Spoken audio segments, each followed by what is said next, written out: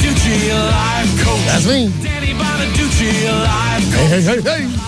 Danny Bonaduce, life coach. Call me right now at 1-800-252-1025. You can email me at lifecoach@kzok.com. Life Coach, brought to you by Goldberg Jones Divorce for Men. Call 1-800-DIVORCE. Let's go to the phones and talk to Chris in Everett. Good morning, Chris.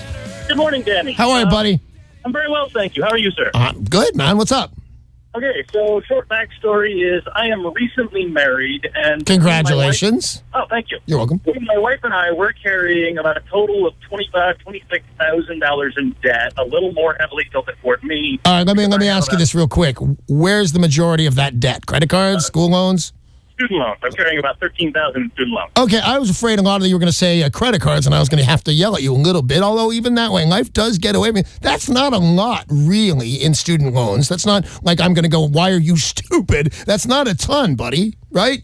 It's not. It's just, I only took them when I needed them. But my question is pretty simply, I'm going to let you be the tiebreaker on this. All right. In my research for paying down debt, I found it pretty well split between do you pay off the lowest balance first and try to use that as momentum, or do you pay off the highest interest rate first just so it doesn't kill you down the road? You pay off the highest. The highest? It's not even a reasonable question. I look at, you ever watch Susie Orman? No, I do not. She's a financial advisor. She has a great show on, I think it's CNN, where people ask her if they can afford this vacation or this new car. And she usually says no. She's kind of hardcore, but she's really, really good. I happen to think she's really good. And I've checked her out, and she can back up her claims at being an expert on this. And she always, without equivocation, says pay off the big one first. So if you're going to go with an expert, and then me, a guy who likes her a lot and claims to be an expert, I think you should pay off the big one first. All right, makes sense to me. Thank you. Thank you, buddy. I appreciate that you called me with that. A lot of people, it's, he's got $25,000 in student loans. I said that's not a ton. I'm thinking about a guy calling up crying, saying, What have I done with my life? And I said, that's not that bad. You'll get out from under it. But when you're trying to start out your life newly married and you got 25 G's, any kind of debt, but student debt, the best kind of debt, drug bills, the worst kind of debt. But like you said, Susie Orman's super, and Chris could even ask that question of Susie Orman. Look it up. She would tell you on her website and stuff. Aaron and Renton, you're on with Danny Bonaduce, life coach. Hey, Aaron. Hey, how's it going? It's going very well, thank you. Good. I had a quick question for you. Shoot. So my girlfriend and I recently found out that we're going to be having a child. Congratulations. Thank you. We're both. By the way, Aaron, are you hip to it? When you say, a lot of people don't ask this question. Are you happy about this news that you're going to be having a baby? Oh, I'm super excited. Okay, awesome. All right. I've been having dreams about a child recently, so. Okay, well, what you're dreaming, what it's like to be a new dad, is probably different from what it's really going to be like to be a dad. Having said that, it's all gravy. Some of it can be horrifying, and I'm not even making a joke here, a low-denominator joke. I'm telling you the truth. A loaded diaper is the nastiest thing ever, and thousands of them are coming your way. So a lot of things are not that fun, but having a baby is probably one of the best things that's ever going to happen to you. So what is your question, my friend? So my question is, I'm kind of trying to find a way to put myself at ease because I'm really happy to have this kid. I've been lucky to have a big family that have had a bunch of kids. So I've changed diapers and watched babies many times. Right. I feel like I'm pretty close to, being ready to do it myself. And, actually, I feel like I am ready. Anyway. Good. I'm terrified to be bringing a child into this horrible world that we have nowadays. All right, if you're saying, I hate to even bring this up because one has really nothing to do with the others, but let me make sure I'm getting it. You don't want to bring into a child. You don't want to bring this child. You're cool with bringing a child into a world with you as the father, your wife as the mother, with you may have some debt. You don't want to bring a baby into a world that contains ISIS. Is that the kind of fear you're looking at? Yeah, pretty much. That's it's that, and it's the horrible dwindling economy. The fact that I go to work and I can work 12 hours a day, 14 hours a day, barely make anything, and be feel dead at the end of the day. Okay, here's the way I want you to look at it, because the world is so full of horrifying, dirty, no good problems. Here's the way that you want to look at it. Your kid is going to be the guy to fix it.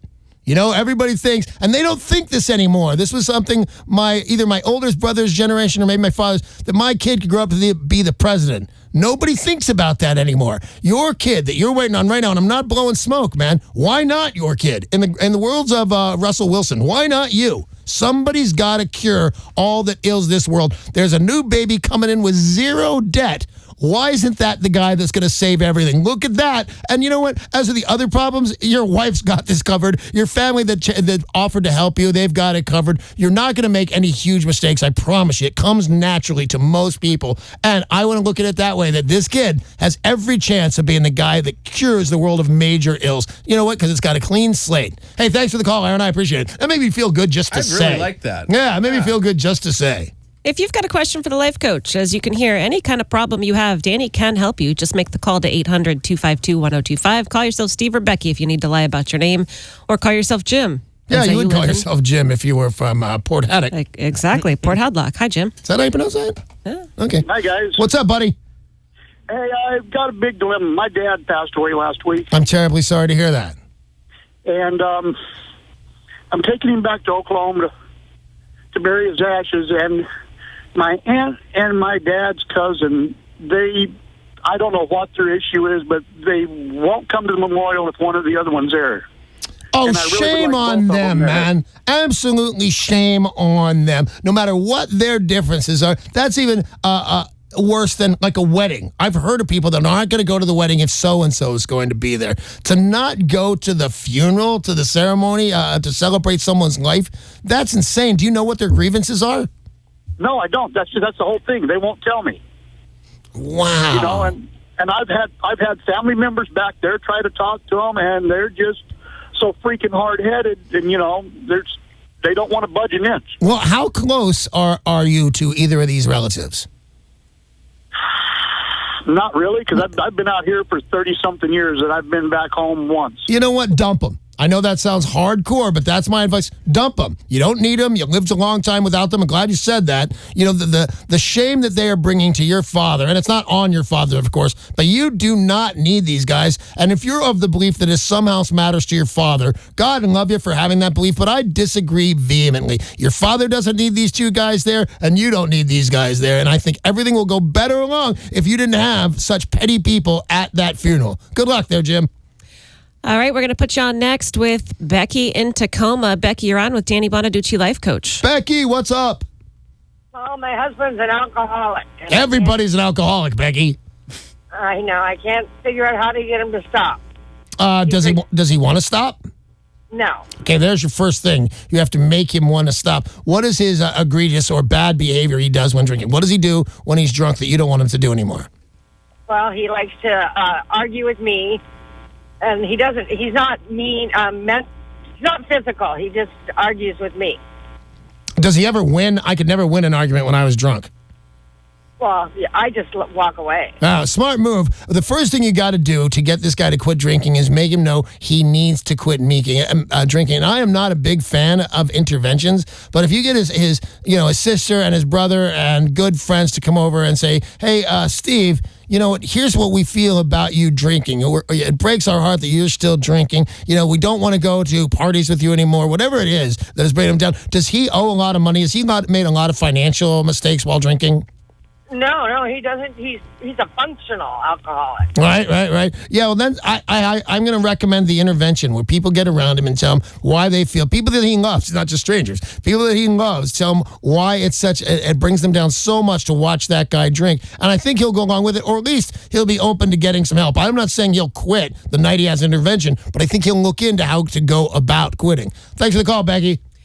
If you've got a question for the life coach, 800-252-1025. Steve in Seattle, you're the next caller on Life Coach. Hiya, Steve. Hey, guys, I had this really weird situation. I got myself into some debt problem, and anyway, I have this $10,000 worth of credit card debt that I got a judgment against me for. Right. But when I went to court, the judge really liked me. And she did not award any interest or any payment or any penalties. You're right. That judge did like you. That judge liked you a whole lot. What they're wanting to do is say, get out of this jam. I want you to succeed. Because what she's done is she's given you a lifetime to pay this off with no interest payments. And so you can get out from under this. Instead of saying, hey, I'm the judge, I hate what you've done, and you're going to have to make these payments forever. You can actually get out of this hole because that judge did like you. So do I haven't made any payments on this thing in about 3 years. Should I start making payments on it? Yeah, you want to make payments as soon as possible because you don't want to get to the end of 3 years and be surprised that you still owe a bunch of money. Start paying off right now with no interest, and you're only talking, I think, about $10,000. You've got a lot of, you can pay. I'm not going to figure it out, but it's hundreds of dollars instead of thousands of dollars. You've got a lot of time to pay it, and an amount of money that won't break your heart, $25, $50, and you're going to pay this right down in 3 years with no interest. That judge loved you, Steve. So pay it off like, I haven't done the math, so don't quote me, but $50 a time, and you're out from under that 10 G's. Hey, thanks for the call, Steve. All right, the next caller for Life Coach is Jim in Roy. Hey, Jim and Roy. Hey, good morning. That Jim was just for you guys because actually Sarah, because she was saying, "Oh, just Jim or Becky," and anyway. Well, thank you. His name's not really Jim. No, you're kidding. I thought his name was really Becky. So what's up, Jim? Okay, well, my 13-year-old and 12-year-old will not do chores without bitching about it or bickering about it. And I was just wondering, how do I get them to do it without using capital punishment? Well, here's the thing, because you got to be so careful about corporal punishment. Because I had a kid, because I'm into corporal punishment. I believe it. I'm a big, not a big fan, but I think spare the rod, spoil the child. I believe that. So my kid said to me when she was, 13. What is happening over here? My kid Kill his kids. What? Capital punishment. Oh, corporal. Yeah, you're right. Hey, if only everybody thought that was funny. So I am a fan of corporal punishment. As long as you hold back, as long as you don't do a ridiculous thing and leave any marks on this kid. But here's what my kid said to me when she was like 12 or 13. I never spanked. Never, ever, ever. But I wanted her to think I was going to. And you know what she said? She said, "I will call 911. And to be honest with you, she scared me. I knew she meant it, and I knew the cops would come to my house, and that would make the papers, and that'd be awful. So I did one, and I'm saying I took this too far, obviously. I smashed a computer with a bat. I'm not recommending you do that, but let's go the other way on this. Start turning off their internet. Start slowly, because you want to have something to build up to. You don't want to shoot your wad right away and say, "I'm doing this," and turn off everything. Going, "Oh man, I got nowhere else to go." Start with the cable. Start with the computer on a basic level and not all the way through. But that's what I would do. Start one thing at a time. And I have found through trial and error that the kids don't have a computer because they live in there. And those cell phones, they live in them. I was at lunch yesterday, and I could say this any day of the week, and it mortifies me every time. Kids don't look up from their cell phones at dinner. That's insane. I went to see a chorus line the other day. There was a lady texting. Ooh. That's incredible. The phone. Does your kid have a phone, Jim? Or Roy? Yes. Start with the phone. Start with the phone. Your kids will straighten right up, and that's the way to go this day and age. Go from the phone on up, and the answer's in electronics and social media, and your kids will be. And while you're doing it, just don't say you're punishing them. Remind them that you have to pay for this. That these things are not free. That I've been working all day to afford that for you. So why don't you do a little something and work for me and do your chores, sister? Good luck there, Roy. Chuck in Tacoma, you are on with Danny Bonaduce, Life Coach. Hey, Chuck. Hey, Danny. What's up? Real quick. My wife's 19-year-old son from another marriage is getting ready to marry an 18-year-old girl. Now, let me set this up for you. They've been kicked out of every place they've had to live with friends and family and just social events and everything because she's a compulsive liar. She hangs around with other guys when she has a chance. This kid knows he can't trust her. It's painted to have to go to work and leave her alone every day. They're wanting to get married next month on the 15th. Right. And also, they're planning on having a baby immediately afterwards. Right. He's making a life decision that will just absolutely destroy him. He will not be with her much longer. I'm sure. with you. I think all of this is going to happen like it's the law. I believe you completely, Chuck. I don't think you're wasting these words. I think this is absolutely honest. And here's one thing. You think that he's going to marry the wrong girl? There's no right girl in this equation. He's 19, she's 18. They're all wrong. Everybody in this is wrong. And they shouldn't get married. So what is your question to me, Chuck? My question is, how do we get this kid to realize he's making a really extra big mistake? I know they're all wrong, like you said. They are all wrong. It's just really, really foul.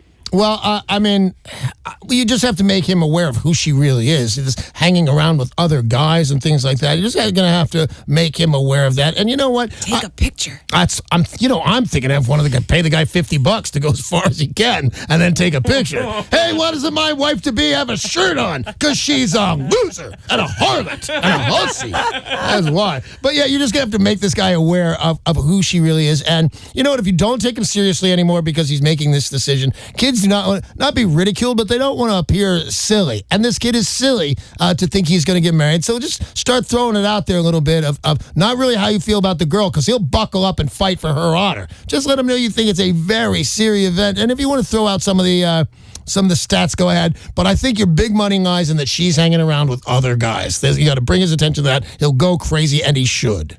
Got time for Thanks, one more. Chuck. For one more caller. Good luck, Chuck. One more caller on Danny Bonaduce, Life Coach, and it's a Becky from Seattle. Hey, Becky from Seattle. What's up? Hi, Danny. I have a couple things going on. The first thing, my main question is in regards to a really close friend to my husband. My husband was just recently diagnosed with stage 4 lung cancer, and it has moved into his spine. Oh. And his best friend, I always call him his best friend, Right. Because they've known each other since they were 10, and they share a common string. They play music together. They're both great musicians. Right. But the big issue is every time we have contacted his best friend 3 times. His best friend lives in Bothell, and he's told us that he would come and visit. And he doesn't show up, and he doesn't call. Well, a lot of people take, especially stage 4 cancer, personally. You know, it's like he's living his life like it's contagious, and they're best friends. I know people, I always used to think they were lying when I was a kid, and they used to say, oh, I'm too scared of hospitals to go. And I go, you're lying. I don't know why you don't want to go, but you're not too scared of hospitals. And the fact of the matter is, they're probably telling the truth. His friend, same age as your husband, doesn't want to see what it completely could be him. So, you know what? It's not that rare that somebody's going to act like it's a contagious disease. But I think if you call him and don't hedge about how important this is to your husband, that he come up there and add some loyal support to him, I think, in fact, he will come up. I don't know him personally, but that's all that you can do is let him know how important it is. All right. Hey, hang in, Becky, because that sounds like that couldn't be a bigger drag. So hang in and know that we love you and everything like that. By the way, that's all the time we have for Danny Bonaduce, Life Coach. Life Coach is brought to you by Goldberg Jones Divorce for Men. Call 1-800-DIVORCE.